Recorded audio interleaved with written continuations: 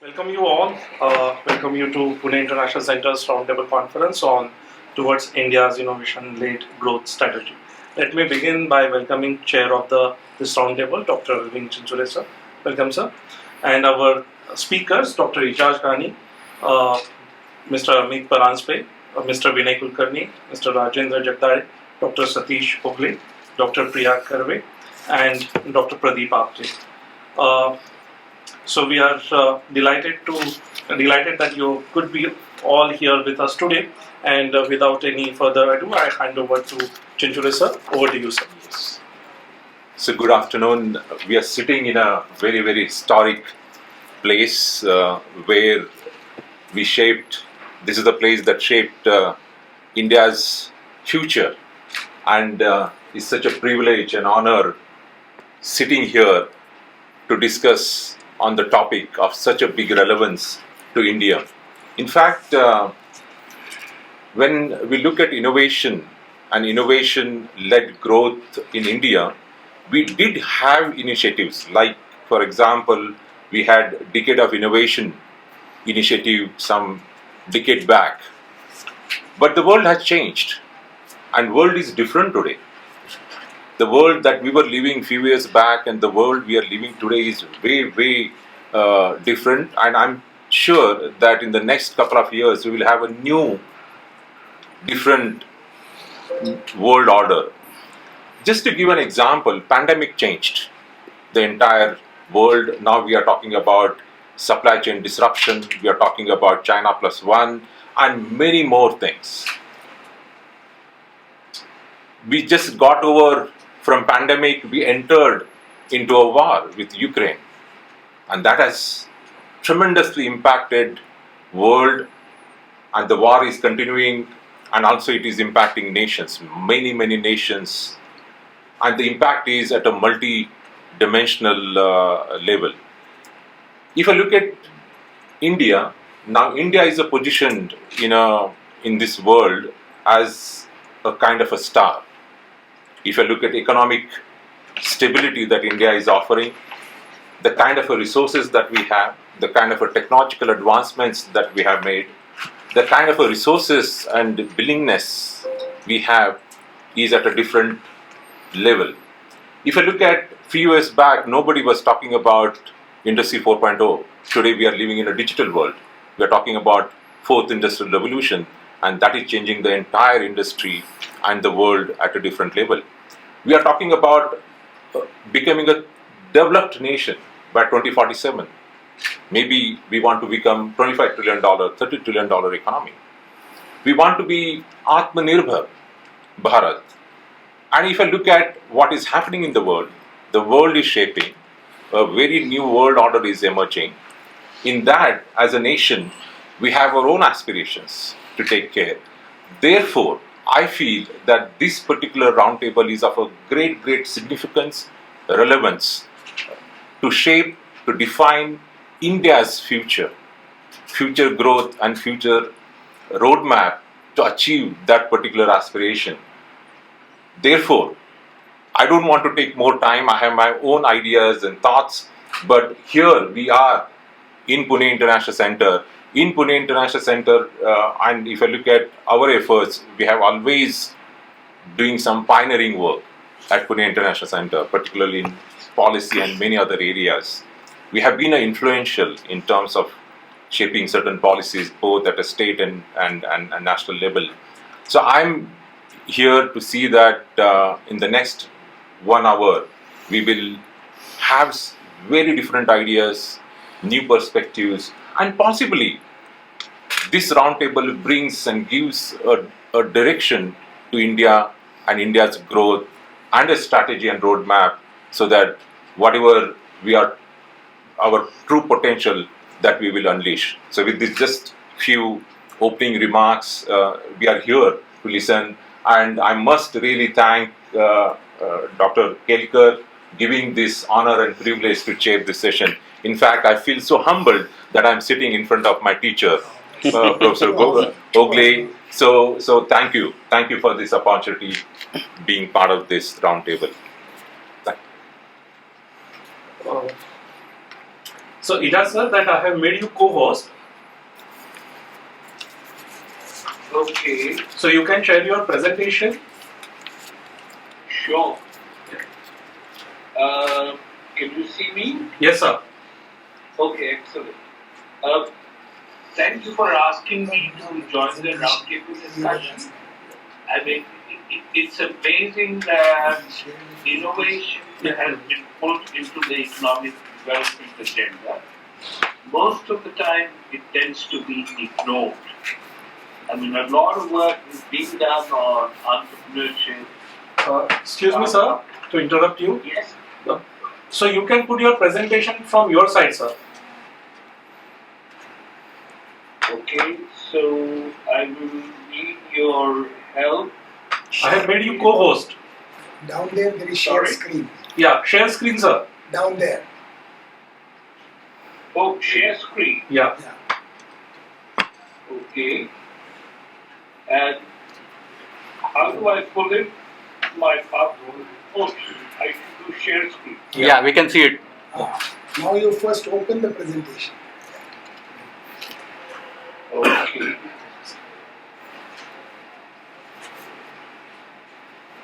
Give me a minute. I can pull up the PowerPoint.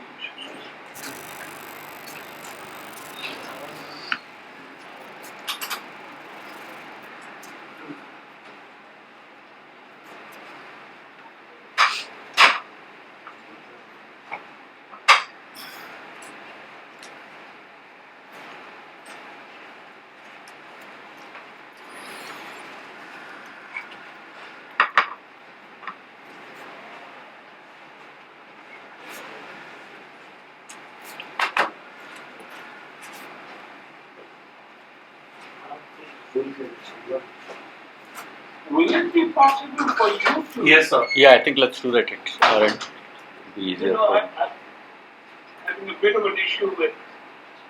Yeah.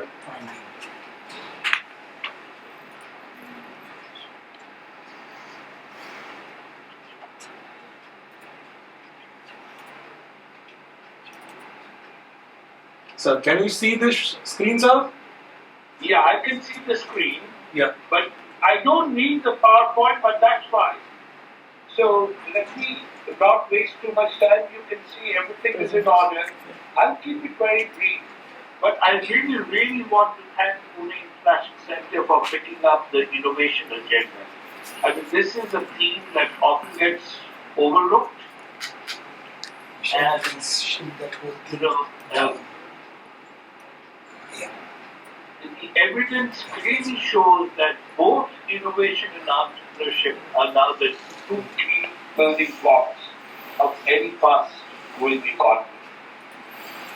And I mean, one remarkable empirical evidence is that 50% of the difference in per capita income between United States and India is not explained by physical capital investments, but by the accumulation of knowledge and innovation capacity. So India can increase growth agenda by 50% more by scaling up the emphasis on innovation and accumulation of knowledge.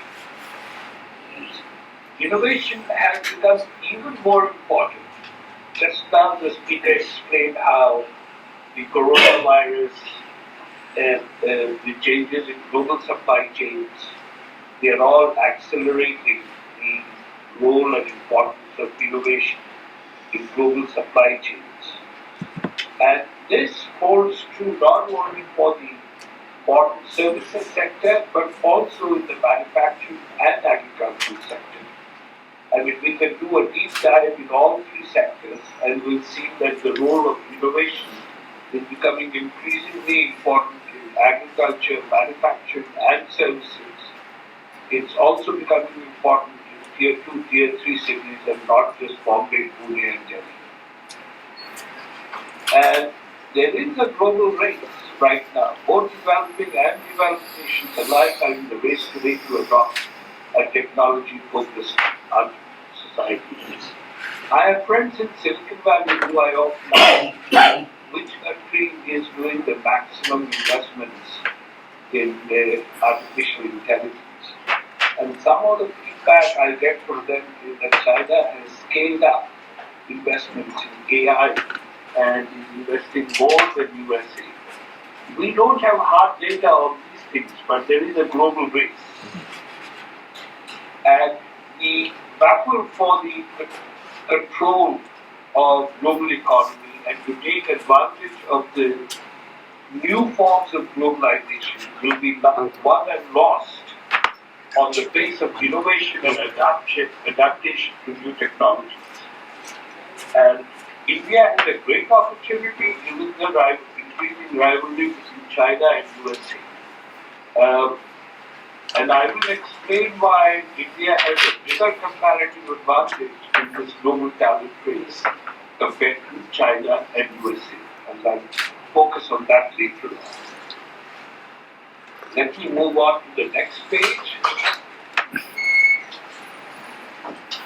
And so let's look at how has India performed on innovation and entrepreneurship. We can identify a number of twists and turns, both positive and some still. Firstly, India has become a global hub for state-of-the-art R&D with some of the brightest minds in the world. It has this provides a unique market opportunity. And India is increasingly focused on innovation diplomacy in foreign economic ties with other nations. And we can see the launch of India-Israel Industrial R&D Technological Innovation Fund and India hosting Entrepreneur Summit reflects the importance India has placed on innovation diplomacy. India has also benefited from a global talent base and a fast pace of global labor mobility, especially high-skilled immigration. The number of migrants from India with a tertiary degree to the United States, the United Kingdom, and Canada have more than doubled over the last 2 decades. Skilled migrants can serve as effective conduits of many forms of global exchange in a network world. More than half of the high-skilled technology workers and entrepreneurs in Silicon Valley are foreign-born. Nearly 25% of ventures in Silicon Valley are run by Indian bosses. Think of Google, think of now even the World Bank. My classmate from St. Stephen's College, he is now a American citizen, but he's now the new president of the World Bank. The positive impact of immigration or knowledge spillovers to India has been shown for scientific publications. Studies focusing on the spillovers to innovation and scientific publications might be capturing only the lower bound of the overall knowledge diffusion taking place due to global labor mobility. But it helps individuals to connect with the global diaspora. Let me turn to the next page here.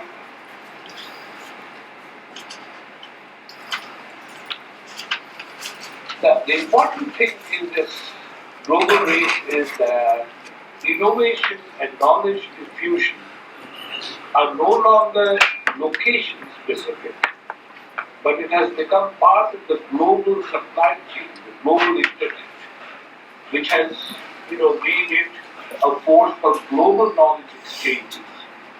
And internet links customers and companies together. It enables labor to participate in long distances, access information about foreign locations, and become part of the global innovation supply chain. While the online capabilities have provided an effective tool, diaspora connections still matter and influence economic and knowledge exchanges. Diaspora connections have continued to be important even as online platforms now provide many of the features that diaspora networks historically provided. Information about potential developers, monitoring manufacturing, reputation foundations, and I must say, Pune International Center is doing a good job on this. Despite the rapid progress that has been made, India is not yet among the top innovative nations in the world. Whether it is measured by the efficiency of tertiary education, patent activity, research density, or spending on research and development. India actually currently ranks low in the global innovation ranking. India's investment in R&D is extremely low at less than 1% of GDP compared to China that has managed to scale up its R&D investments to more than 2%. The number of articles published by China's scientific community has grown at a furious pace, but in India it has remained comparatively static. So what can be done? Let me move on to the next. This is a big agenda on how can India promote innovation and entrepreneurship. We have to firstly, the policymakers at the high level have to recognize that innovation and entrepreneurship are now the two key drivers that will shape future economic growth and job creation. And policymakers need to look at a broader area of investments in innovation and knowledge creation, including a more prominent role for the private sector. So what can be done? First, India needs to build a bridge to close the current knowledge gap that currently exists between different stakeholders in science and technology space within India. This bridge needs to include the private sector. I may be wrong with the fact, but currently there is no collaboration between CSIR and private sector labs in India. So there is a huge role for scaling up public-private partnerships in innovation, knowledge creation and entrepreneurship. Second, policymakers have to recognize that innovation has become more global than it once was. Knowing how diaspora connections can act as important mechanisms of knowledge dissemination and brain gain, not brain drain, remains a high priority. India will benefit from launching the Indian equivalent of small business innovation research program, like the platform launched in the US that has benefited small entrepreneurs. Third, India has a lot to gain. I mean, this is the key difference between India, China, and USA. China and USA both have an aging population. India has the largest youth bulge in the world. And India can benefit from the demographic dividend by scaling up investments in knowledge creation and innovation. And, India's population structure is such that it is well placed to remain young for the foreseeable future, and young demographic trends tend to boost innovation and entrepreneurship. Fourth, the strong diaspora links that India has with the global and US entrepreneurial community will enable it to benefit from changes in global supply chains. I think this is the last one, so let me end here. There is a lot more detail we can focus on. This tries to capture the big picture, but we are still at a very early stage in understanding the role of innovation and entrepreneurship in India's future growth agenda. So this is a great start. Thank you. Thank you, Dr. Ejaz. You touched many important points today. Again, I really liked you combining innovation and entrepreneurship because they are deeply connected.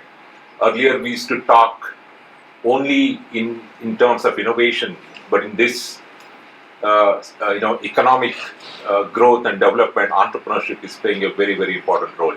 So, thank you very much for sharing your ideas, perspectives, and direction today. So let's open up to other members who are here. So Can I close the PowerPoint and Yeah. have access to the Yeah. to the audience there? Thank you for helping me. How do I bring this back? You stop sharing. Stop sharing. Stop sharing the. Click the same. You can stop also. Yeah, but our presentation need to be seen by Later, yeah. So first, for a while, let him see. Excellent. Got it. Thank you. Hey, let's start with the presentation. Let's start with Yeah, two presentations Yeah, that let's we start with the Recording presentation. in progress. So I can speak something. yes. Share mine. You can put it in the full mode if you can. Slideshow mode. Slideshow. View. Go to slideshow. Go Slides. to view. Slideshow. Yeah. Okay. So can you hear me? I'm Satish Ogle from two institutes which I have maintained there. Kelkar sir, can you hear me? Just check. I can hear you in Washington DC. Oh, that then everybody is able to Put hear. it Okay. closer. Yeah. So actually, I am. This is the first time that I am in this kind of discussion roundtable on a topic, of course, that I have been working on, but I have not been in the zone of economics and related developments. But I have put together some thoughts here. My name is Satish Ogle. Currently, I am director of the Research Institute for Sustainable Energy. This is a privately funded lab by the Chatterjee Group, Dr. Purnendu Chatterjee. I will talk about that in a while.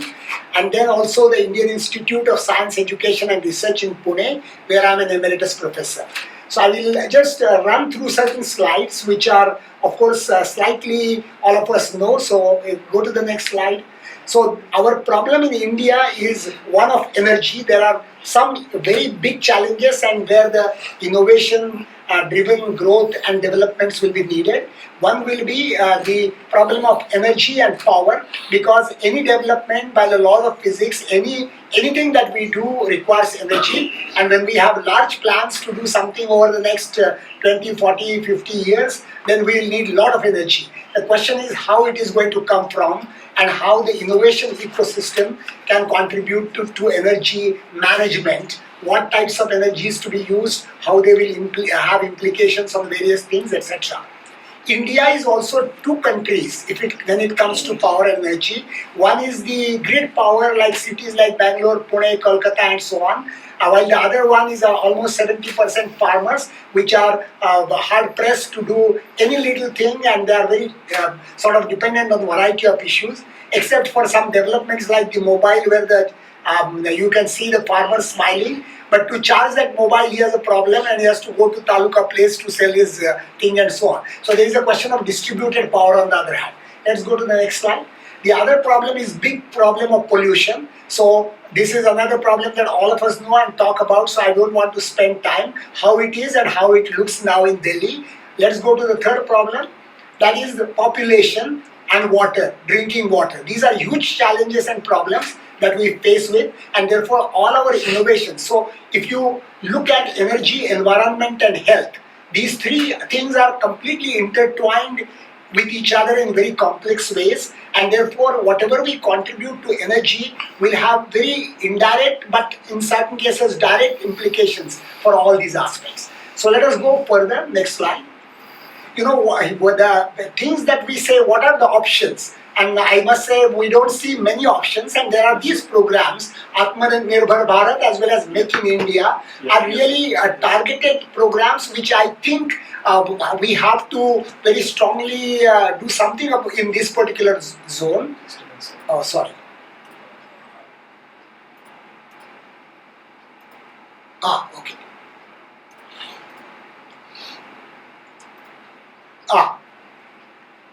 Go to the next slide. Yeah. So these two programs are very important, and there are a number of other programs conceptualized by the government, and the previous governments also had different programs. And the opportunities that we are now seeing, they will have to be created, according to me, through industry, academia, and government synergistic cooperation. So I will just give you an example. Go to the next slide.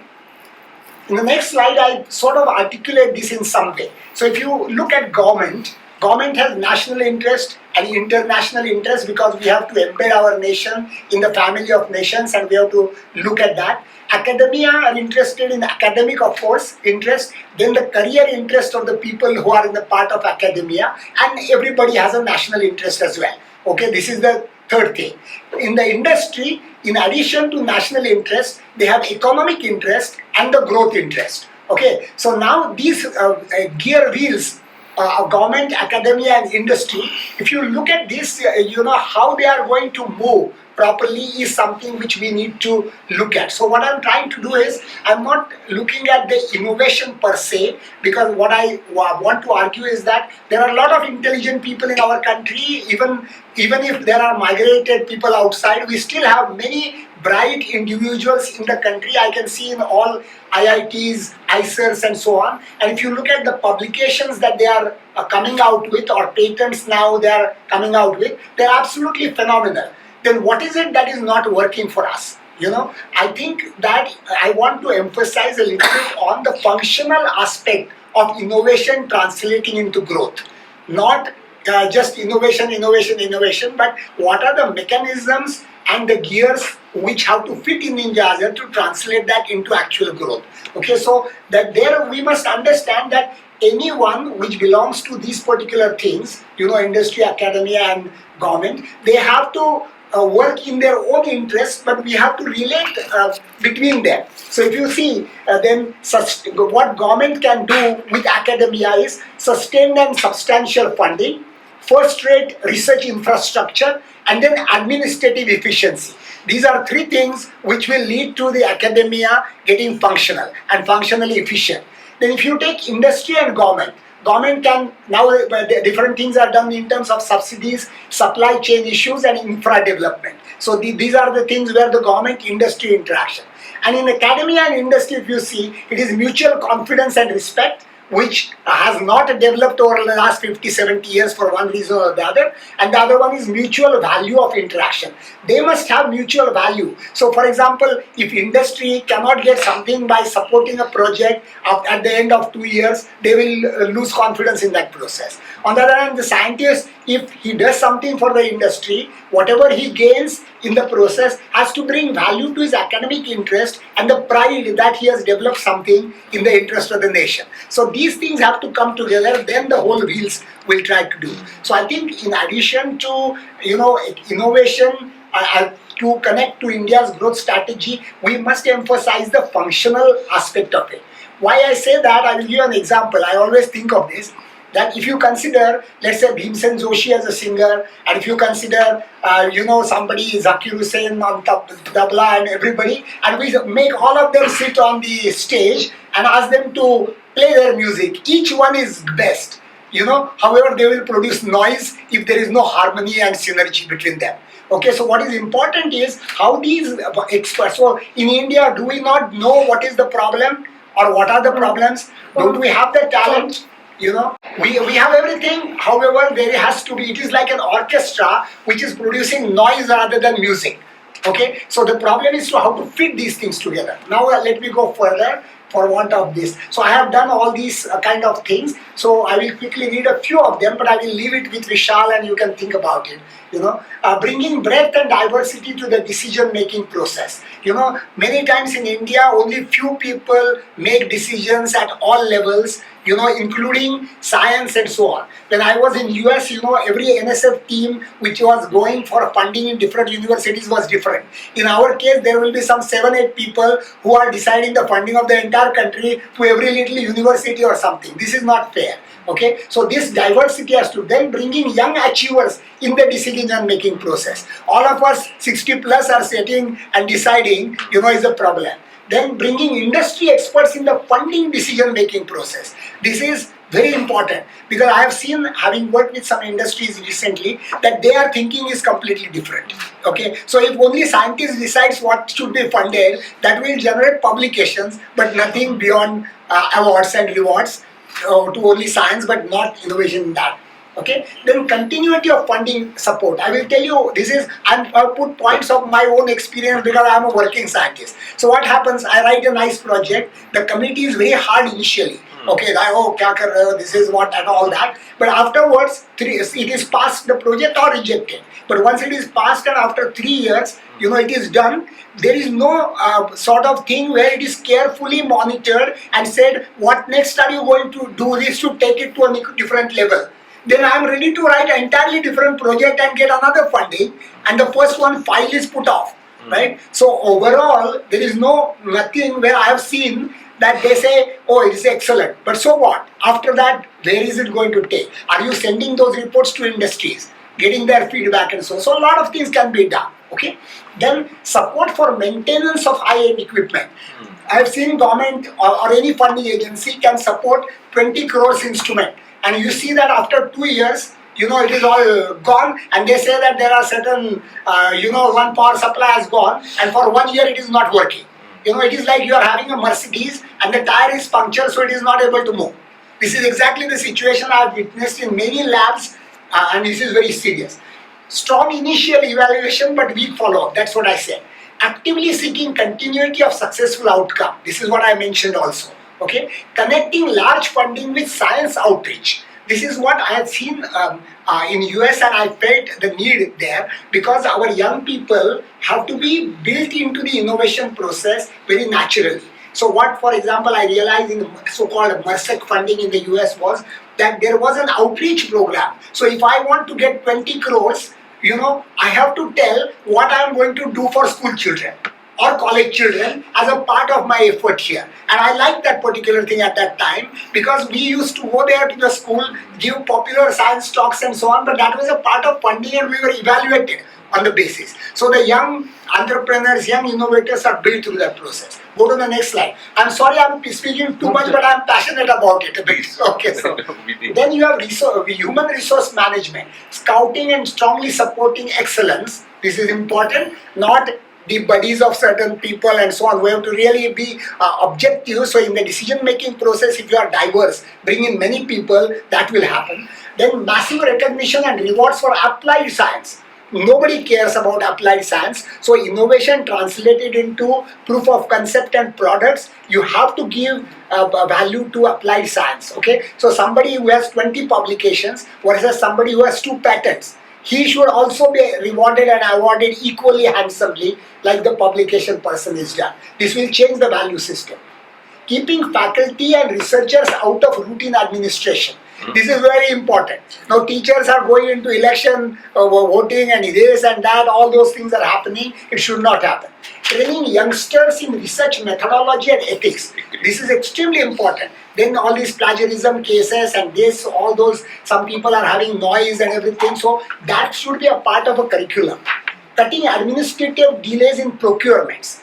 You have a funding of 20 crores given to somebody. It takes almost 8 months to use that money because of all these red tapes. It has to be cut and with experts and so on. Strategy for development and so on. Then dramatically enhancing grants for students and faculty for national and international travel.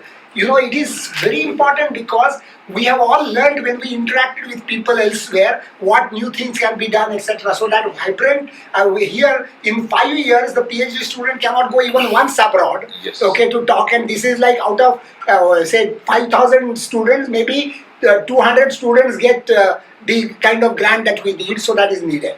And dramatically enhance support for science outreach. Let's go further. My other slides are not that long, but this is proactive efforts to support women in science. This is very important because, I have seen also that bring entirely different skill set in a way they do, and where we have to have. Then I find that many times, even in my group, I had seen that some people, suppose they have a baby to be delivered. Some people I have seen that we are how you can take only 1 month leave and 2 months, and what is this 3 months? Then you resign and then come and so on. So various people are giving various kinds of troubles. Then there are women who have a break because of children, 2 children for 4 or 5 years. They are meant to compete with somebody, a man who was never had a break. Okay, so he has 30 publications and she had 7 publications. Then she is put at an advantage and never recovers beyond that. So this is a very serious problem which I have encountered in our institutes, and I think it has to be differently challenged. Changing of value system.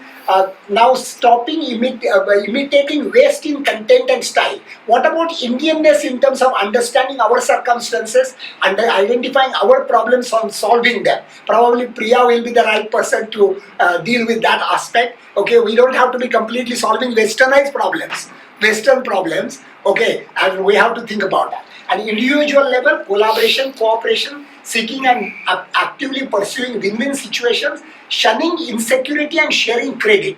See, Indians fail to do that. So I have seen always that why people don't collaborate. They say that, okay, if I take some help from you, whose name will be first in the author, my student or your student, whose name will be the last correspondent. So I told in several academic fora, I have told them, if I want to interact with you, we'll decide right in the beginning. Okay, that this is, if yours is the idea, you will be the last corresponding author and your student will be the first author. I will be the second last and my student will be the second author. So decide that right in the beginning and then start. So these things are easy to do. Then we come across with bigger things. So otherwise you do something and then you start fighting and they say, nahi, iske saath kaam nahi karna hai. We are not going to work because last time I saw hua tha and so on. So these are all problems. I am talking about practical problem. Next slide. Okay, and this is the government. All these things are known, so I don't want to emphasize. Establishing leaders and regional centers for mentoring and funding for patenting, then ensure fair and equitable distribution of funds. We have to find out, and I think PIC should take this challenge also. Out of last, let us say 70 years, whatever funds have gone, we should have a data science a couple of people to see which institutes what funds went.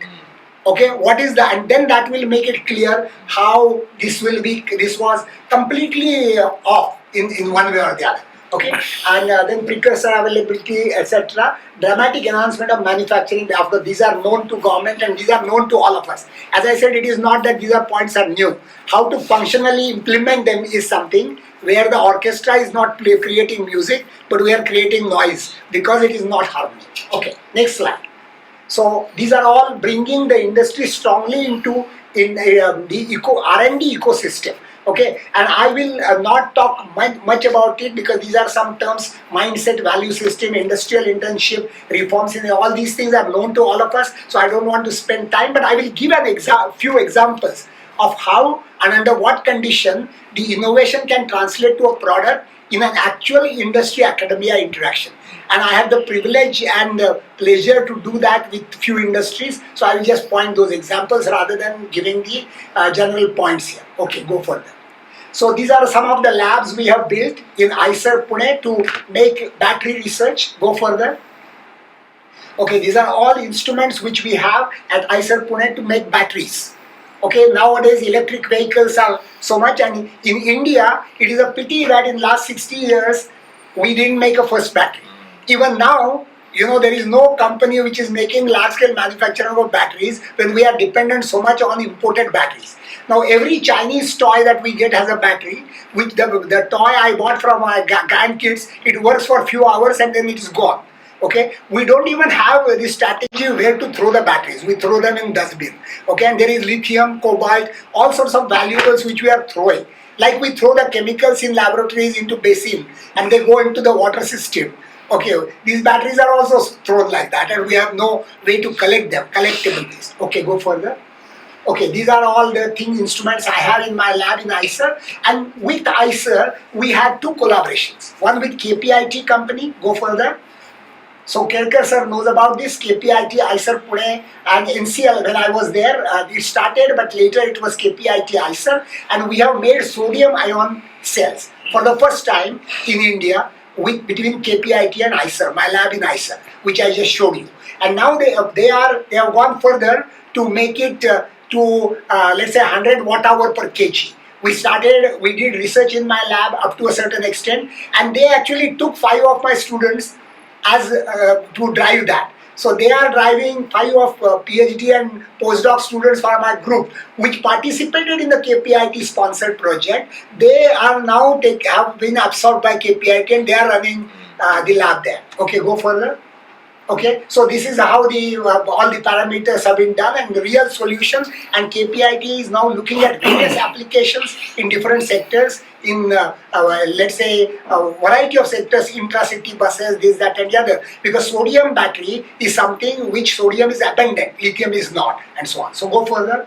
I will run through these slides. This is okay, go further now. Okay, this is Ravi Pandit. Kelkar sir of course knows, and he is a PIC, a part of you, and these are Sarika Fadke and all people standing behind there for my group, and they are now employed in KPIT and making batteries there for the KPIT program. So this is a case where, and I'm happy to tell you that Mr. Ravi Pandit just called me one time and he said, I want to do something in the clean energy sector, and somebody told me that you are doing like this, I would like to come and see the labs. And that's how this project started. So it came from the industry, okay, and then it went for 5 years, and I am very happy to tell you that every Saturday for 1.5 hours, for almost 3.5 years, Ravi Pandit was coming directly to initially NCL and then to ICER. So we had like 200 meetings about science of materials, what is happening in the battery phenomenon. So the credit goes to him for his vision, as well as, can you imagine a founder and CEO of this kind of thing spending 1.5 years every Saturday discussing with students what to do, and then pick those students who are all sitting there next to them. So innovation, translation to real product is going on. Let me go further. Now once this story was up there around, okay, the person Rakesh Malhotra from Libguard company, this is another 5,000 crore company, and all the inverters in our houses are lead acid based, and many of them are from Libguard. Okay, they are also in 2-wheelers and 3-wheelers, and in Kolkata they call it Toto. Okay, those things. So they are having lead acid batteries. So they want to make translation to lithium ion batteries. So they gave us a project. And remember, the KPIT project was funded by KPIT almost like to the tune of more than 1 crore, 1.3 crores over a period of 5 years. Okay, Libguard gave us 2 crores over the period of 3 years to make lithium batteries. And you will see next slide. You know, these are all, we are making coatings in our lab, putting them together. Go next slide. And you will see that big pouch cell that person is holding in his hand. So this is lithium battery. And this is so-called LFP technology, okay, lithium iron phosphate. And we are trying to develop a technology where we don't want cobalt, because first of all, cobalt is coming from Congo, and it is child labor and things like that. So and it is very expensive element, so we avoid cobalt. So this is LFP battery, which is good for Indian circumstance. So now they are looking for manufacturing this. So this is another story where the actual product has come from research collaboration. Go further. Okay, go further. These are just quality factors. Now, these are the students who have got industry jobs from my group in the last 10 years. Okay, so you can imagine, and they are from Dhanya Puthuseri in Cambridge MIT startup. Okay, then the other one, Rohan Gokhale, is the manager of Umicore, and then the third one is Leon Volt in UK, Sarika Kelkar in KPIT, Neha and Shivani in Ola Electric, a number of people. So can you imagine the pleasure I have at actually translating students from a research lab, all of them to industry. So it is possible that when you work with industry, these miracles can happen. So I wanted to look at the functional part of it. Go further now. This is the lab where I am a director now. This is made by Dr. Purnan, and this is the last example to which Dr. Izaz earlier commented on, the interaction between CSIR and private labs. Now, Dr. Purnendu Chatterjee is a BTech from IIT Kharagpur and a PhD from UC Berkeley, long back. Then he worked with the company McKinsey & McKinsey because his PhD was in operations research, so he became an investor. Okay, and then he worked for also George Soros and others and so on, and he made money for them as well as himself. And now he has 13 companies, and he's a billionaire. And out of that, the CSR funding, he has established this TCG Crest, okay, which is the Chatterjee Group Center for Research and Education in Science and Technology. Now these are the verticals. Sustainable energy, I am a director of Research Institute for Sustainable Energy. The other one is high impact neuroscience. Third one is AI ML. Fourth one is quantum technology. Okay, and he has put in 450 crores of CSR funding to establish this laboratory. Okay, and the happy thing that connects with what Dr. Izaz said was that we are now connecting with CSIR, ACSIR, which is the Academy of CSIR, for our PhD program of this institute. And we have just got a tentative approval of that. So there will be an interaction between CSIR and RICE, where I am kind of heading the energy program. Go further now. Okay, this is a facility we have established at RICE. It is a private funding laboratory. This is in Kolkata, right? Kolkata. This is in Salt Lake, Kolkata, Sector 5, and all of you are invited to visit there. It's a first-rate laboratory on energy research. Okay, and so it is not something where we have a DSIR recognition and a small 2-3 apparatus is kept. This is like almost 60 crores worth facilities for advanced battery and green hydrogen research. Okay, go further. And this is also all the battery things which are there in TCG Crest. Go further now. Yeah, this is an issue that I show around all these figures in the research papers that we have published. So those are all award winning. Okay, but none of those researches connects with what the lady's problem there, and that is what Priya is connected to. So I can come to her presentation, which is the last slide of mine. Okay, so how does our research solve some of her problems is something that we have so far not bothered about, but there is somebody like Priya who have been thinking about it for a long time. So thank you, and sorry for a long presentation, but this is my first thing, I don't know what to talk and how much to talk, so sorry about it. No, Professor Ogle, as always, I have been witnessed or seen you as passionate as when you were young, and every word, every sentence that comes from your heart. And the kind of dynamics that you showed between government, industry and academia, and your recommendations and ideas. In fact, you could have given us a 1 hour full-fledged lecture, one by one, but So how much time do we have per So, person? we have. I think we are probably half an hour late. Yeah. So, Okay, sorry. but this is, this was very, very I'll important. speak for 30 seconds, that's okay. No, No. I will Let's- leave these slides with you. If you Yes. write something, I will be happy to comment. Yeah, definitely. Absolutely.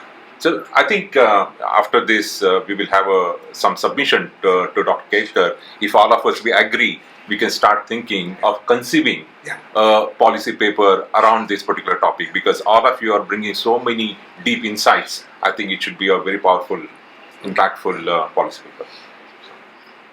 Okay, thank you. Actually, I'm not really going to talk about the Cookstove's work. What I am going to talk about, however, may seem a bit academic to start with, but it will ultimately get to the topic. I think that we have to think innovatively about this idea of growth itself, and that's the point I'm going to focus on. If we look at it from a planetary or global perspective, this is something which I always talk about in my sustainability class, that if we look at the entire human history of about 200,000 years, there are several transitions that have happened, and all of those are driven by sustainability of access to resources. If we start with the hunter-gatherers, which that kind of a lifestyle requires 10 square kilometers exclusive access per person, and the total land area of the planet is about 1.5 into 10 raised to 8 square kilometers. So if you do the maths, then you can see that the carrying capacity for this lifestyle is about 15 million people. And when the transition was made from hunter-gatherer lifestyle to agricultural lifestyle, it is estimated that there were about 5 million humans on the planet. Now remember that this was the theoretical carrying capacity, 15 million. So 5 million may have been the actual carrying capacity, because you can't live on top of Mount Everest, for example. So even though we are taking the entire land area, the actual area usable is less. In agriculture, what you do is you put in additional resources in a land that is under your control, and therefore you increase the carrying capacity of that piece of land. So now you can sustain 50 people in 10 square kilometer area, and that increases the carrying capacity to about 750 million people. In 16th century, when the industrial revolution slowly started, fueled primarily by water wheels and windmills and so on, the population was around 600 million people across the world. So it was close to this limit. And now we are this industrial urban society where the possible carrying capacity of 10 square kilometer area can be 100 people, but that requires a lot of resources to go into that piece of land. Those resources have to come from another piece of land. So all the land area cannot be usable like that. But even with this, the carrying capacity is just about a couple of billion people at the most. And that is the sort of the basic root cause that we see around the world, that roughly about 2 billion people are living an industrial lifestyle. Rest of the people are somewhere between this hunter-gatherer to agricultural to just struggling to go urban industry, and that's the global scenario. And the population of the world is of course much beyond that carrying capacity. So this, if we look at it from this perspective, then we can see that every step, it has been an instinctive transition so far. It need not remain instinctive, because every step has been fairly disruptive also. Every time we have changed the lifestyle pattern. Of course, this is a rather simplistic view of looking at it. There were other triggers also. For example, the Ice Age ended. That was a big trigger for shifting from hunting-gathering to agriculture.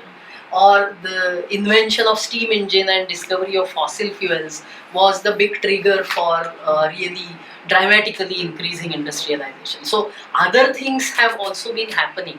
But we are now at a sort of a crossroads, because we are reaching the planetary limits as far as resource availability is concerned. So there is this whole idea of planetary boundaries, which was put forward a few years back, that there are 9 planetary boundaries. If we stay within those boundaries, then we can sustain human civilization. We have already breached 3 of them. One of those is climate change, the other is biodiversity, and there are a few others. So taking that into account, we really have to be carefully thinking about what resources are available to us, and using those resources, how we can build a better society. And for that, we have to think about this product of how many people and how much resources each person is using. Now, population wise, we know globally we are heading towards 10 billion people now. India will be the most populous country.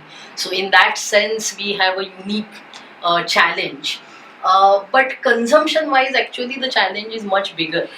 And globally it is the same situation. Within India also it is the same situation. That just 10% people are consuming 50% resources. And remaining the poorest 50% have to survive with just 10% resources. So nearly 90% people have to manage within 50% resources, and the poorest are hit the hardest. So when we are talking about growth and innovation, we can't really ignore that bottom rung of our societies. As Professor Ogle also said, we are 2 countries within a country. We can't really lose perspective on that. So the 21st century agenda is twofold. One is, how do we maintain the environmental integrity of the planet? Because now with climate change, and that is another thing which we can't ignore, whatever growth or whatever that we want to achieve has to be in a world where climate is changing in many situations in an irreversible manner, which means that we are now impacting planetary systems. So we have to be mindful of that, and at the same time we also have to be mindful of the fact that we haven't met the agenda of creating a decent quality of life for everyone. There are huge inequities in the way resources are being accessed and in a way progress is being made in different socio-economic groups. And in India we see those divisions very starkly. So keeping that in mind, actually half of the problem is already solved. The very fact that the population is stabilizing, it is because science and technology has contributed to that. We have seen increasing access to education for women. We have seen increasing availability and affordability of contraceptives and better health facilities available, which give parents a confidence that even if I have only 2 kids, they will survive. That has played a big role in reducing the number of children per woman, and all of this has become possible because of innovations in science and technology. So one half we have already solved with innovation, so now we need to focus on the other half. How do we deal with this consumption issue, where we want to reduce the total consumption, but at the same time we also want to change the way resource consumption is distributed. There are a number of trends that people are talking about appropriate technologies. Yes. Can you just resource use efficiency, and there is another idea called sufficiency. Just efficiency is not enough, because that doesn't necessarily lead to reduction in resource consumption. Unless you have a value that I will use only what is sufficient. If there is more efficient technology available, you tend to use more. And that's LED lights is a good example of that. There is so much lighting being used now because it is cheaper. So total electricity consumption hasn't really gone down. So we have to think in terms of sufficiency rather than just efficiency. And circular economy and so on.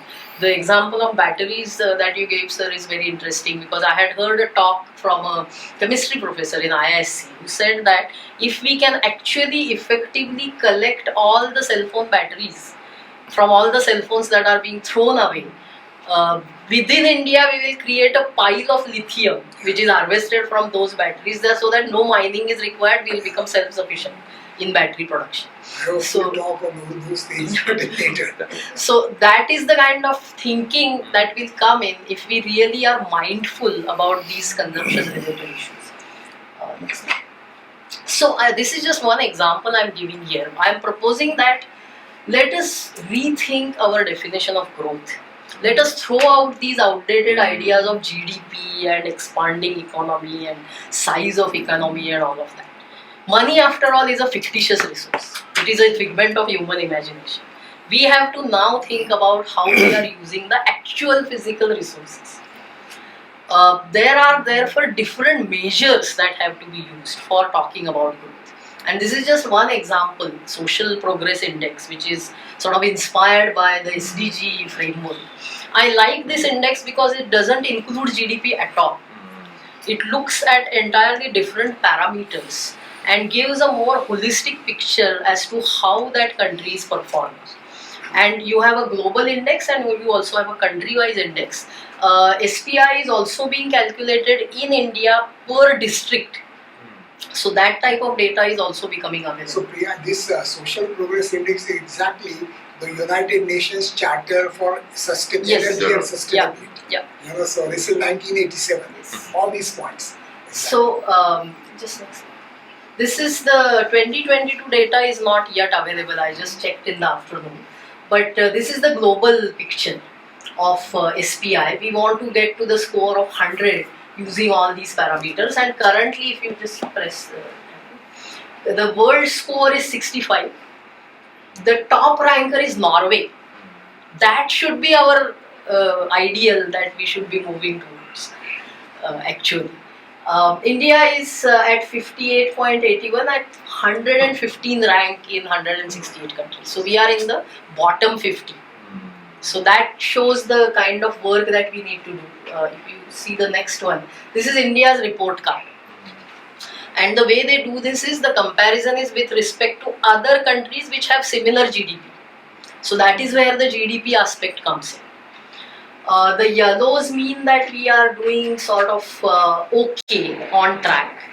Blue is we are doing better than what is expected, and red means we are doing worse.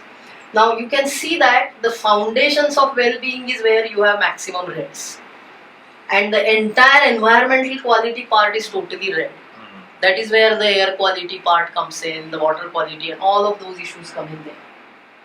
So that clearly shows us the roadmap that we have to follow if we want to have growth in a futuristic, sustainable world. This is the report card that should guide our effort and our innovation. That's the submission that I would like to make here. Just a few words about what I am doing. Samuchit Envirotech is my own sort of a knowledge consultancy. Our focus is on urban sustainability and climate literacy. INEC, that is Indian Network on Ethics and Climate Change. I am the national convener right now. We are number of organizations, individuals, entrepreneurs working together, more from the point of view of climate justice. We are involved in these are some of the sort of big programs that we have been trying to do. Raising awareness among citizens and also advocacy at the policy level around sustainable and climate aligned urbanization. That's something which is totally missing in the urban planning discourse right now. Mainstreaming green entrepreneurship is a project we undertook a couple of years back. The whole submission here is that talking about eco-friendly products as alternatives is no longer acceptable. Eco-friendly has to be the mainstream. If we want to become sustainable, then people who are earning money by preserving and conserving rather than exploiting environment should be the drivers of the economy. So that is the whole philosophy from which we are coming in. And interestingly, Pune is a very hub of green startups. Yes. So we are bringing all these young people together and trying to develop a separate identity for them. We are also trying to sort of anticipate what skills are required for green entrepreneurship. So for example, I have recently launched an online course on basic carbon accounting, because that I feel is something which all industries are going to need, and currently there is no university that is offering any degree or any course on that. LDC for NDC is an interesting project of INEC. Where we are saying that NDC is the commitment that every country has made under Paris Agreement, nationally determined contributions. India has also made a commitment, which we feel is heavily only focusing primarily on reducing emissions. In spite of the fact that India is also among the top 5 countries most vulnerable to climate change. Adaptation and resilience building has been abandoned practically, and that is where people are struggling and finding their own solutions. A lot of innovation is happening in locally developed choices that people are making in order to survive the impacts of climate change. We are trying to document these, and hopefully we'll be able to publish these as a series of videos as well as articles, and also build some policy advocacy around this, that it is not like individual, like even rural citizens, they are not just sitting around helplessly waiting for somebody to come and help them. People are finding their own solutions. It's important to document these success stories so that others can learn from that and use those to build their own survival strategies. So these are some of the things that we are involved in, coming from this thought process that we just need to think beyond GDP and size of economy and income levels as far as growth is concerned. Thank you. Thank you. Brilliant. The very concept of redefining what growth is such a powerful concept, and bringing inclusivity, sustainability, climate change. I think so many ideas. You can't believe, you just see in the last 45 minutes the kind of ideas and perspectives and directions that we are getting. Learning so much, and all of us. So, who wants to go next? Yeah, please. First of all, I would like to thank PIC for inviting me over here. I have never participated in such a with such a broad ranging experts. I'm control theoretician by education, and I'm a computer engineer by profession. So, please pardon me if my thoughts tend to be a bit narrow, because the trouble is when you have a hammer, everything seems like a nail. So, it could have happened with me. What we have seen so far are various aspects of what do we mean by growth, what kind of a growth we ought to have, etc., etc. And what I have been looking on for last 4 or 5 years at least is the key questions in front of us really are what is the desirable state that we should aim for, even if we take today's topic as an objective. What is the desirable state we should aim for, and how can we arrive at a transformative path from the current state to the desired state with a priori assertions. Now, this is a hard problem, very difficult to be solved just by throwing people at it, even if they are great thinkers for a variety of reasons. So, can technology play a role? That's what I have been looking at, and I would like to submit my thoughts for critique over here. So, the points that we need to bear in mind are the kind of a problem which we are looking at pertains to a system which is actually not one system, but it's a complex system of systems. Professor Ogle mentioned about global supply chains. Professor Ijaz Ghani also mentioned about global supply chains. These are all complex system of systems. Worse, they are ecosystems, meaning there is not just one stakeholder whom you need to satisfy. There are multiple stakeholders who need to be satisfied, and they may have conflicting interests. So there are trade-offs involved. Plus, the situation, these systems are not purely collaborative or purely competitive.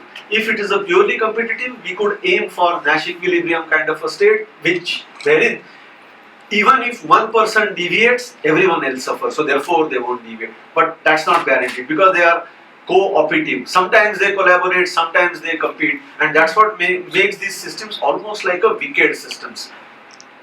And these systems still become reasonably better to comprehend if we have complete information, and the whatever information we have, that is with full certainty.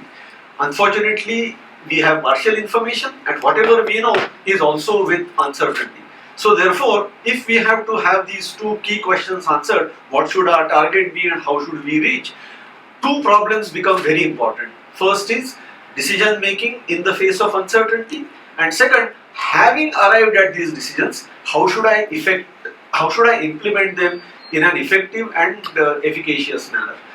Thankfully, Indian government has taken concrete steps on e-governance, etc., etc., and computing IT could be a good workhorse, but it's only a workhorse. It doesn't really help you do a good job of deciding or decision making per se.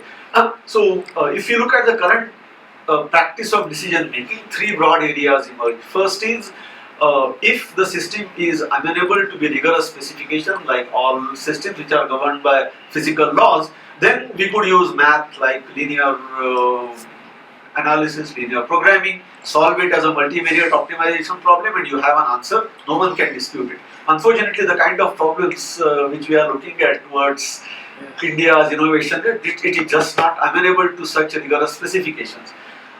Then the second approach you have is, okay, if we have data, I at least know that this is how the system has behaved. So can I now use this data to create a model of the system and use that model for doing decision making? This seems like an excellent approach, especially given the current advances in AI, machine learning precisely. Even for the time being, we assume that we do have a high quality, relevant data available, which is a big question mark. But I don't want to get into that. Even if you have data available, there is still a caveat, because the data is telling you how the system has behaved so far. The data is not telling you what the system is capable of behaving, and it has just not exhibited those behaviors for a variety of reasons. So, if you use a model which is derivable purely based on data, then the predictive analysis that you can do can at best be suboptimal, because your model is a subset of the true model, and at worst it could be incorrect. Largely because future is never linearly extrapolatable from the past. So these two techniques kind of fall short. Then we resort on human expertise, and human experts almost always come up with a good solution in their domain of expertise. Unfortunately, they are not that good at explaining why they choose a particular amongst the various alternatives, even though the alternative is correct. So that's fine. Explainability is an issue, but at least we have a right solution. Then why not stick to that? The answer is we are dealing with complex system of systems. With each system, it spans multiple domains of expertise, and we are going to have a solution only belonging to one domain of expertise. No expert is able to tell us what would be the ramifications if you implement this intervention into that locality. What are going to be the ramifications elsewhere? So that's why most of these large systems seem to lurch from one unstable state to another unstable state, to eventually they just come to a state where people say, okay, we will just live with it. So the point that I have been looking at is, can technology help answer this kind of a problem? And again, I will admit that when you have a hammer, everything looks like a nail. Since I am a control theoretician by education, and most of the time I have spent in modeling and simulation, computing, etc. I put up question: can modeling and simulation, control theory, and AI, of course, today if you are not doing AI, you might as well be dead. So can these three things be put together to answer some of these questions? And looks like things are not that bleak. There are enough points in our favor. Today, technology exists, and it is proven in a variety of spaces. Pandemic, for example, is a very good use case wherein technology did help our government to control it far better, given so many disadvantages that we as a country have. Second, there is a lot of expertise which is available in our country. The trouble is expertise to making use of that expertise. That impedance mismatch is very high. Thankfully, AI or generative AI techniques, ChatGPT, almost everyone knows what ChatGPT is a significant leap. Now, it's not a step, it's a leap in trying to overcome this impedance mismatch between expertise and making use of that expertise through an automation system. So we are all on a reasonably good wicket, I should say. And it is not just my say. These approaches have worked well in purely commercial things, and over there I would agree with Professor Ogle that maybe the policy makers and the industry folks can come a bit closer so as to make move the needle on some of these problems. So, in a nutshell, I feel that technology can indeed play a significant role in supporting what seems to be an objective which we are debating today on India's innovation growth strategy. What it could be and how can we achieve that in a data-driven, simulatable and justification-backed manner, so that we will be able to say this strategy will work for these reasons. You don't just need to believe in some guru that yes, it is indeed. Thanks for your time. Thank you very much. Very nice. And the role of technology, complex system of systems, the dynamics, that are very, very interesting ways to look at innovation and future of innovation. Thank you very much. Just wanted to make one comment. This was such a nice commentary, because in physics, one particular thing, advantage in all things that we are discussing is the scale. Correct. Large numbers. Okay, that has its benefits as well as impediments of sorts. Okay, so the points like if you have in statistical mechanics, inside a gas, every particle, how it is moving, we don't know. Correct. But our scooter runs, our car runs, because of the statistical averages. Yes. The concept of pressure. Locally, every molecule is hitting the wall, but over time, Otherwise, if it was so statistical, Correct. right, nothing will move as we wanted. So when as he mentioned, in statistical physics, so here whatever complexity and problems we have, there is some synergistic laws preparing, which are statistical laws, Yes. which abide by only large numbers. Like if you toss coin 3 Correct. times, it may be head all the 3 times. But if you do it to 500 times, it is roughly 250 times it will happen. So in all the problems that we are dealing with, large numbers are there. Yes. So if this AI and everything, if it is fitted into statistical laws and with powerful data science, Yes. you may be able to generate much synergies which otherwise will be impossible to handle. So as he said, there is a very nice picture of a possibility of using technology, Yes. and the statistical large numbers and scale lend themselves favorable to that situation. Agree. Yeah, if I may just Yeah. say, I think you are spot on. Most of the AI was trying to imitate how we think brain is, and it was axioms, lemmas, etc. Because that's how we understand. But our brain not necessarily works like that. So there were a handful of people. Jeffrey Hinton, who won during award last year, was the first person started in 1976 on a totally new model of computation, and it is that model which led to neural nets, deep neural nets. People may say, well, what all that you are doing is statistics. It's correct, but only because you have deep neural nets, you are now able to do it at scale, which earlier was not possible. And that's why we are witnessing this kind of a significant improvement. I mean, again, just 2 minutes.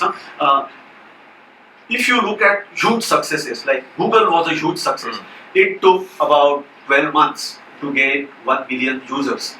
How much time did ChatGPT take to 1 billion? 5 days. 5 days. ChatGPT 4, less than a day. So the acceleration, it's again large numbers. And today we have the technology which is able to harness, not just leverage, harness large numbers.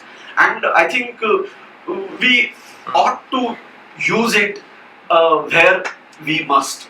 Otherwise we stand to lose big time. Agree.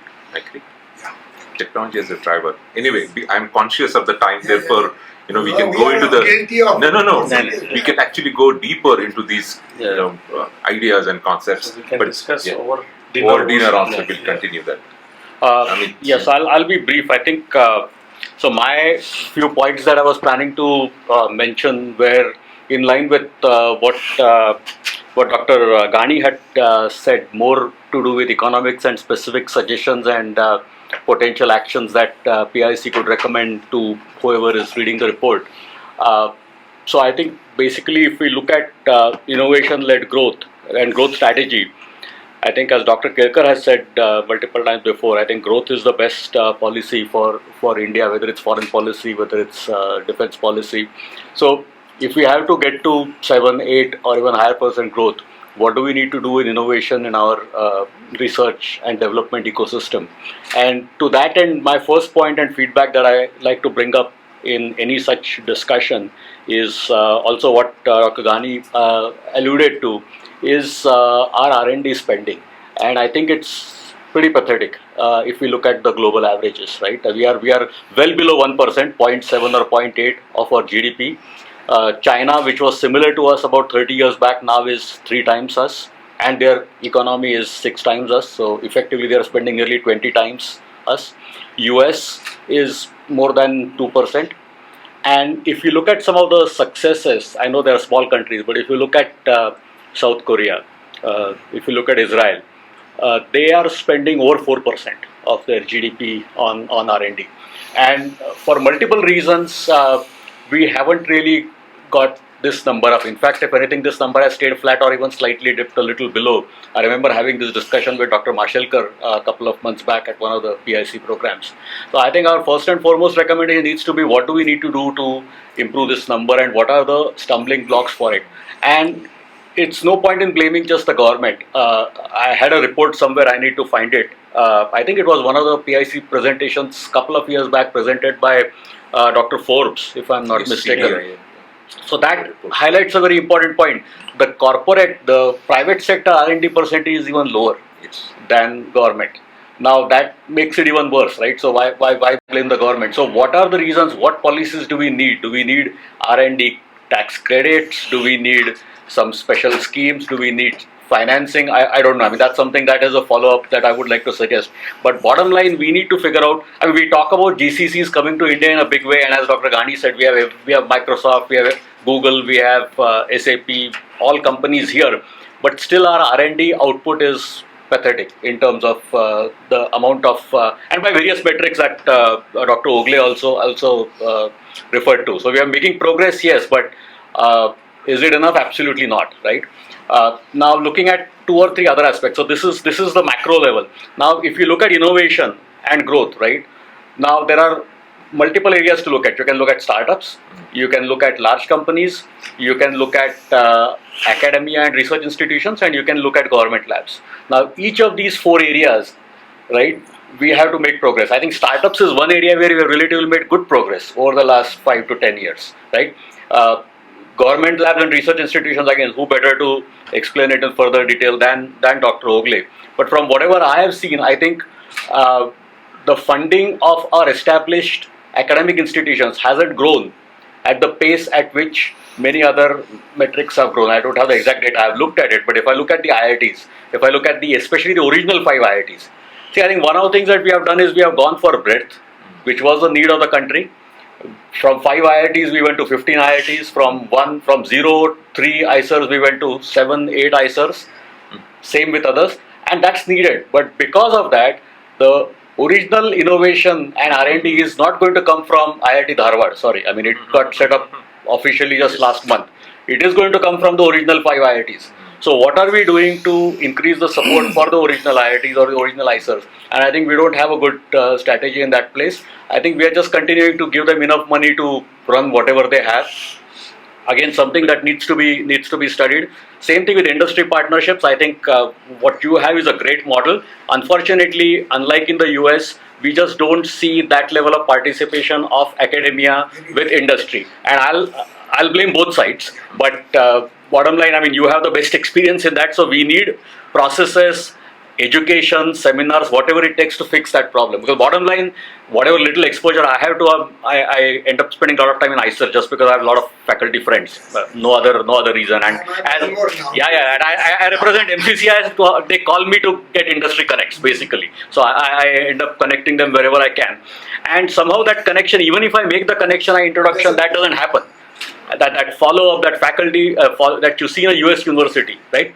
Now I'll highlight a positive example that should go into a report, and it's a very detailed article that has come up recently. Probably the best example of an R&D cluster around a university which has developed good startups, with good faculty interaction over the past 10 years, I would say, is IIT Madras.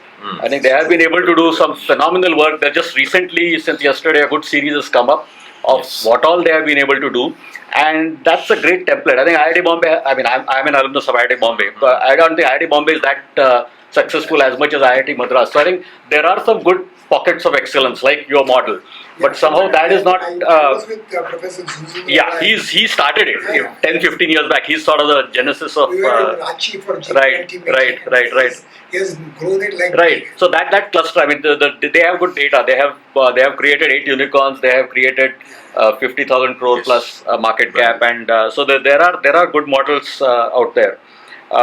I think the other thing that I would like to briefly mention is our government R&D labs. Again, that was something that was mentioned, but needs to get into our policy recommendation. Somehow their interaction with industry is very low, and I don't know what all specifics. Again, you have much better experience there, but we have.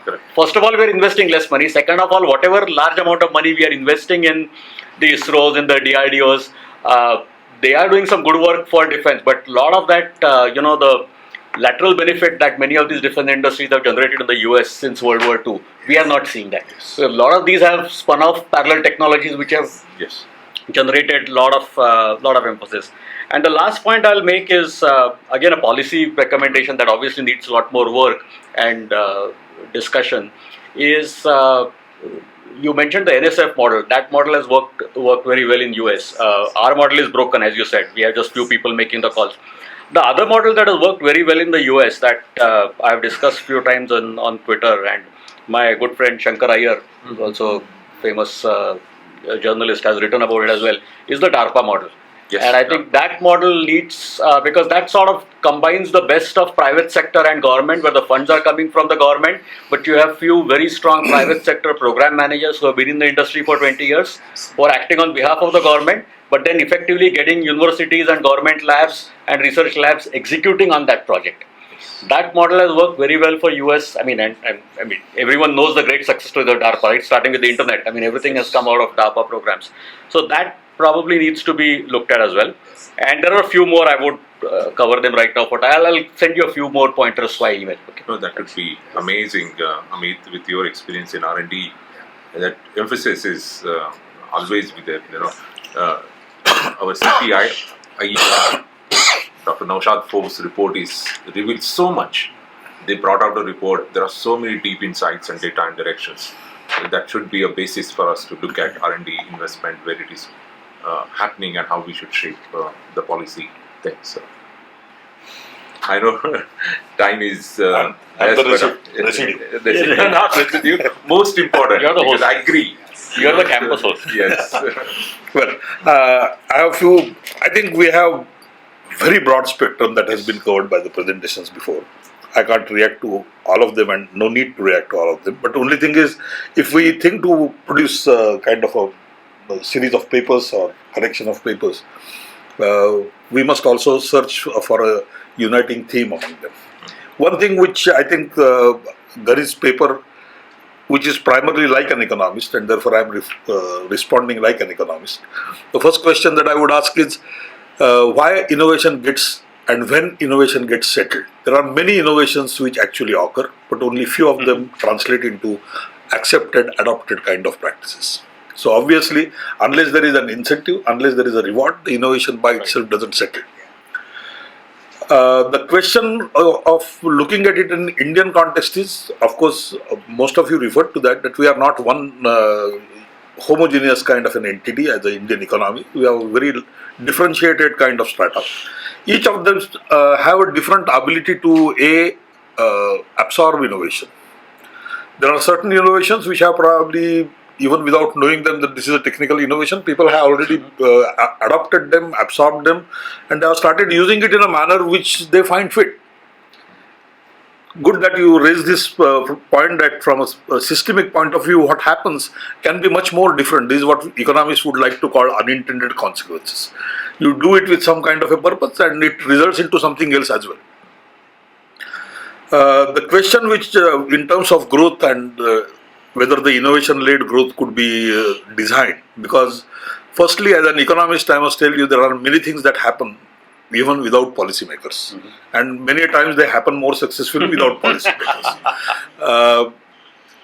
But there could be certain kind of policy inducements, like for example, designing institutional setup, giving institutionally arranged kind of right incentives in a right manner or channels.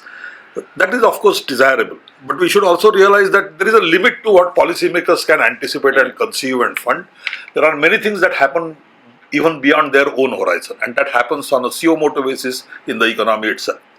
Question that we need to ask is, what is it that can be done so as to accelerate the pace, which are now well recognized sources of innovation?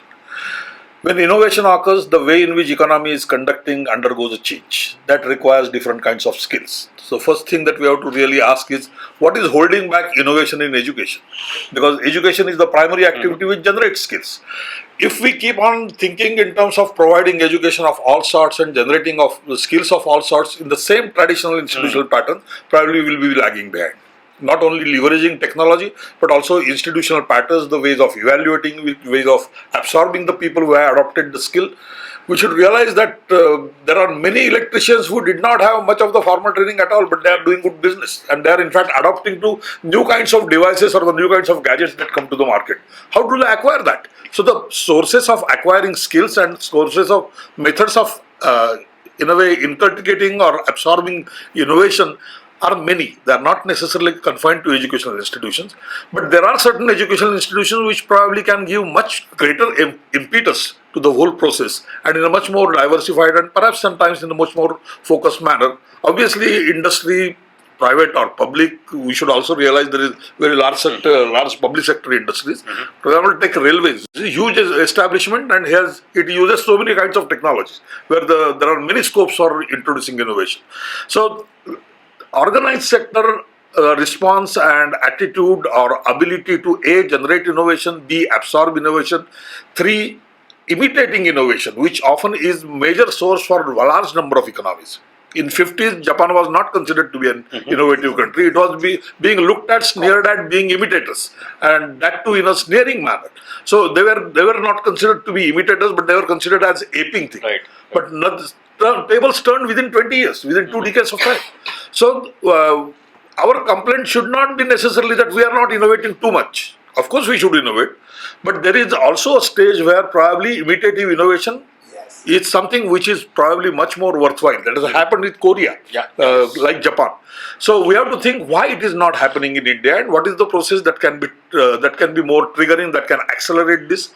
And probably educational institutions could be one channel of doing that. They being more open, something like what we call community colleges, where the formal methods of teaching, enrollment, degree, award and all this can be probably skipped, and you can have many more informal, flexible ways of imparting education, and thereby probably you can trigger innovation much more and much better. There are certain sectors where probably given, like Priyadarshini talked about our needs of, for example, resource conservation. Let us ask a question. We generate so much amount of water which is used and therefore it becomes unfit for certain kinds of uses. What holds us back in making it pure, making it usable or reusable? In terms of, you can look at the tested technology, even within country there are many more. Why can't we scale it up? Now this is a question which cannot be always answered at a micro level, even sometimes at the local level. There are certain institutional arrangements, like for example, municipal corporation. They need to be in fact open to this idea of how to tackle this kind of an issue. So technical innovation is a matter which in a differentiated society we have to ask question which is a more urgent kind of a thing. I don't know which kind of an incentive pattern is likely to work. For example, shall we declare prizes for getting the solution? This often works, and this has often worked. In fact, patent is a kind of a prize. Only thing is the money which is given is not defined. You leave it to the market, and if you earn it, lucky enough, you will get reward. But having these kinds of innovations where many people who are users of technology, through their own experience, contribute to the innovation, getting it articulated and getting it widespread is something what we are actually looking for when we are talking of growth. There are many innovations which remain confined to a person, confined to a group of persons. For example, what say certain horticulture farmers are doing, rest of the farmers are not looking at that as a potential source of worthwhile imitation or absorption of technology. How can this happen is something which is perhaps more important for economy-wide spread of many innovation. So if we want the growth induced and sustained by innovation, we have to think of which are the channels which probably can be activated not only by one instrument called science policy or a technology policy, but there are many naturally occurring society's own mechanism. In economist world, there are market itself often learns and reacts, and it is an active entity. It is not a dead entity like a machine. So what are those sources that are happening where it has been successful? For example, why it happens in floriculture, why it happens in horticulture, but doesn't translate in many traditional crops? Why has it happened? What is the insulation of certain kinds of agricultural activity that one kind of a thing does not get naturally transmitted or imitated and adopted by other section of the similar kind of an activity? In service sectors, perhaps, and again thanks to pandemics, people have become aware of how the new kinds of technology of communication can be more productively leveraged. I think who are the potential leaders who can articulate this better in their own daily practice life? That is something which I think educational institutions should think of, so that we would be able to increase the reach. The kind of backlog that we have in terms of training and educating people and forming skills is a lot more. we talk of, why don't you think, for example, we run science college. I was teaching in Ferguson for 30 years. Our science college and engineering courses in many engineering colleges are not much distinguishable beyond 2 years, initial 2 years. They are more or less the same. They are not so much engineering and technology colleges. There is more like so-called routine science colleges.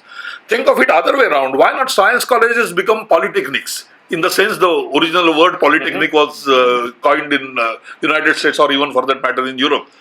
So, if we are able to redesign those courses and think of those courses more flexibly, and by pooling together the resources of colleges, so that they would be able to share it and scale it up. Because usually, if you think something like what we thought of establishing an institution for astrophysics, everyone cannot have the same kind of a telescope. So, pool the resources. If we do this, then probably we would be able to communicate many large number of technologies to very large number of people and sectors. For example, take for example Maharashtra. We have almost at every taluka level a chemistry college. But our chemistry colleges don't interact with the farmers.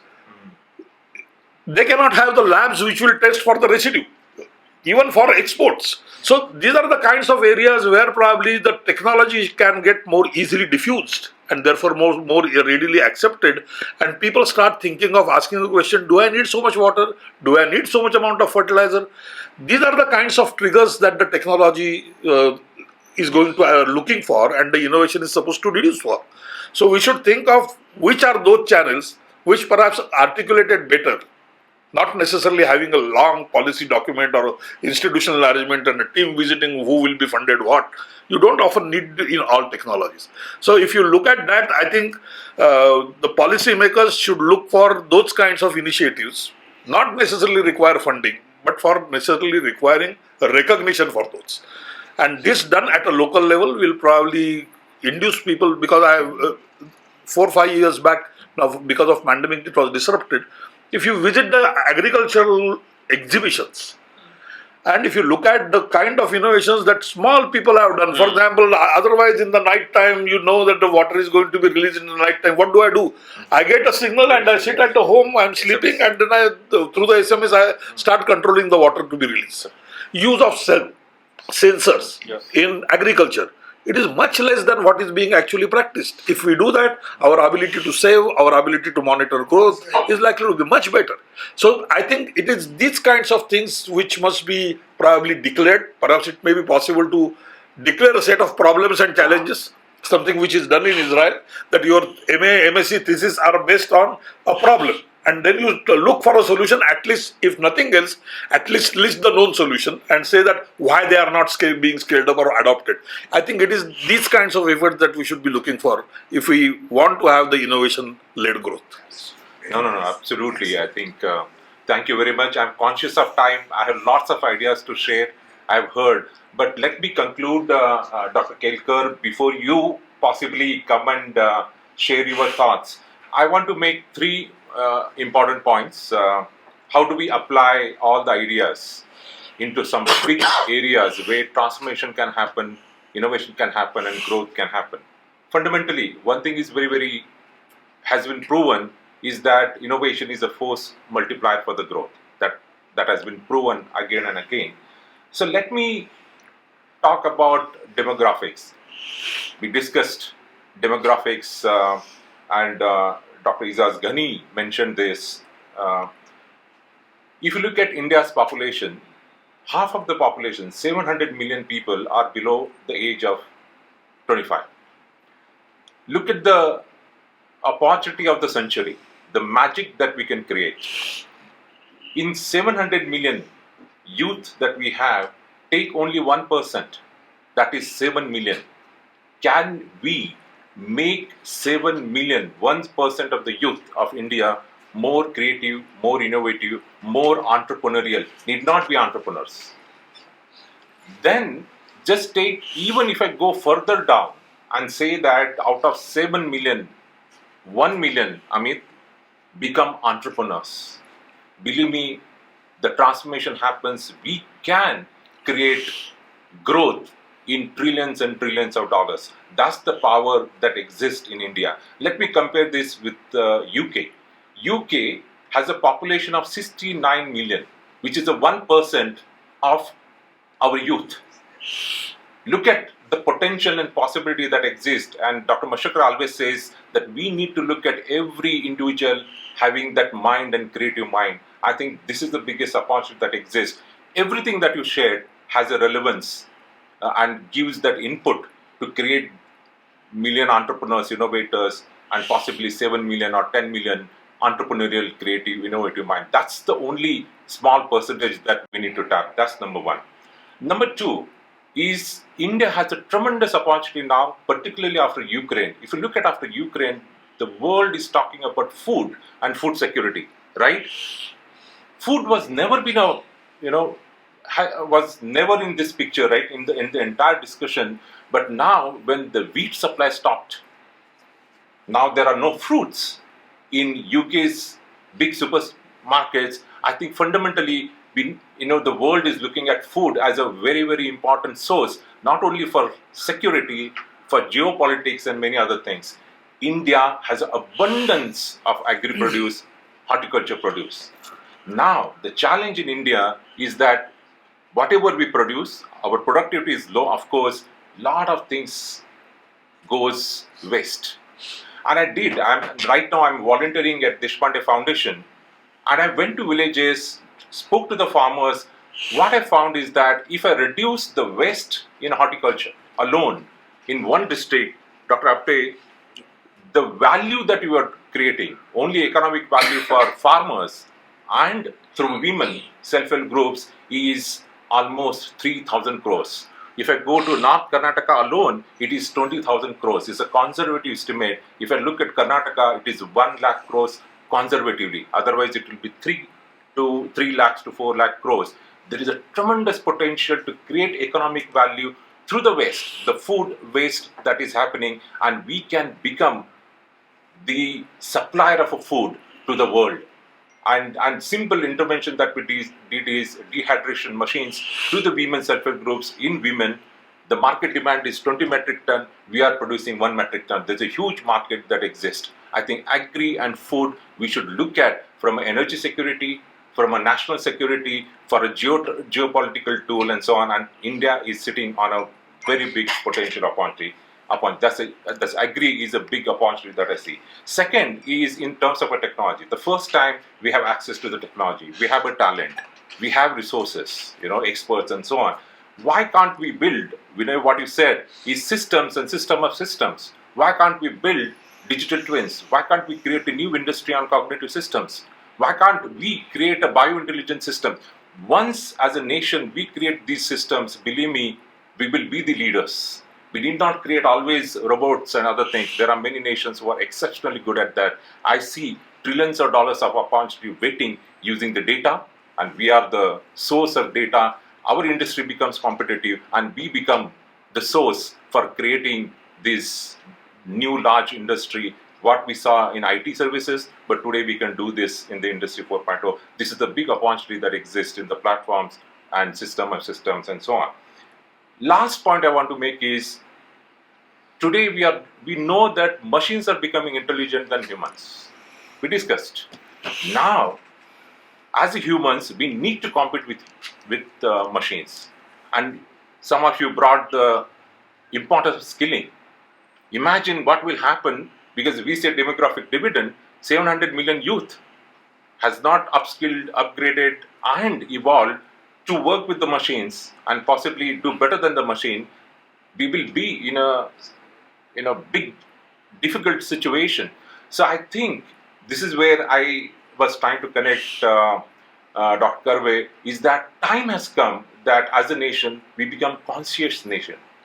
How do we bring that consciousness in everything that we do, whether it's a climate change, whether it is use of technology, whether managing the waste and so on. If that innovation becomes very, very conscious as a part of our life, believe me, things will tremendously change. I think eventually, India has tools and practices actually to teach to the world that we can actually be better than humans, or better than the machines, or we evolve as a better humans, and we teach those practices to the world. I think these are the things I think we can really include into our discourse. Yeah, Aravind, one point, since you mentioned about education and 7 million youth and entrepreneurship, right? I think one thing we need to be careful of is I see a lot of colleges talking about entrepreneurship. And if you look at some of the best entrepreneurs in the world, right, including, I mean, one of the best examples in Bay Area is probably Paul Graham, who's considered to be the guru of hundreds of successful startups because he's a founder of Y Combinator, which is the biggest incubator. And read his advice. I think one of the mistakes we make is we expect every 18-year-old or 19-year-old to be a successful startup founder, and which is totally wrong. One Bill Gates and one Mark Zuckerberg has completely messed up our idea, and we have imbibed that idea into youth. I always ask this question: what's the average age of a successful startup founder in US? Right, and it's 40. Right? So this whole idea of you have to get out of the school and start a startup is completely wrong. What they need to, and why Israel is successful, since we've been talking about Israel, right, especially, and to some extent America and Europe as well. What you need to do in college and the next 5, if a student comes to me and saying, I'm interested in entrepreneurship, what should I do? Where should I start? I said, figure out what area you're interested in, get 5-10 years work experience in that. Then we'll talk about startup. You have 40-50 years of career ahead, right? So education system, instead of teaching them entrepreneurship, should be teaching them a visibility of the actual problems that are out there. So you need two things. You need work experience, understanding of a domain, deep domain expertise, become a top researcher in a particular area before you dream of a startup. An ICER kid, I'll tell them, do a PhD in a particular area, then we'll talk about a startup. Correct. And then get exposure to those problems in that area by working with a pharma company. No, So I think that message needs to come across in any policy recommendation, because I see too many of these first year onwards they teach. How can, first of all, you can't teach entrepreneurship. No. I mean, this entrepreneurship 101 courses itself is a joke. Correct. No. I fully agree. That's why we are looking at 0.13% of youth becoming entrepreneurs. 1% of the youth possibly become more creative, more innovative, entrepreneurial. So what Dr. Deshpande says, based on his experience, he said, if one entrepreneur has to be successful, we need 99 entrepreneurial people. And entrepreneurial, all of us can be entrepreneurial in the education, in everything. And what Amit, you said, finding the problem is the first characteristics of being an entrepreneur. So we are not talking about every person in the world or this thing should become one. The thing that I want to start up, what can I do? This is not a Yeah, start. You have to have a real problem which Yes. should come to you, and then you think of solution. And I could give lots And you're not going to dream of, I mean, 1 in a million will dream of a problem sitting by themselves. Yes. The rest of the million people will have to go out in the world and see what the problems are there to be solved, right? That's true. So, That is So- through observation. Can I Yes, make please. a quick comment? Yes, please. You are Yeah, listening okay. silently. Yes, please. I'll keep it brief. Yes. On entrepreneurship, we looked at the annual survey of industries and national sample survey data for the last 2 decades in India in 900 districts. And we asked, where is India in entrepreneurship compared to the rest of the world? Entrepreneurship is defined by the new startups, less than 3 years old. And we found that the number of new enterprises being created in India is still too low for its stage of development. Why is this entrepreneurship agenda important? We then examined who creates jobs. Most of the jobs are created by new enterprises, not by established enterprises. The third aspect is we examined why do new enterprises locate where they locate in 900 districts in India. And the evidence was clear. Those districts that had better physical and human infrastructure had many more startups. In this session, we are trying to bring innovation agenda into the human capital investments agenda. Fully agree. So, Dr. Kelkar, if you want to make your final comments and directions that you want to give us, whether we should go ahead for a sort of paper or I want something. to thank Vijay and of course you, Dr. Chinchure.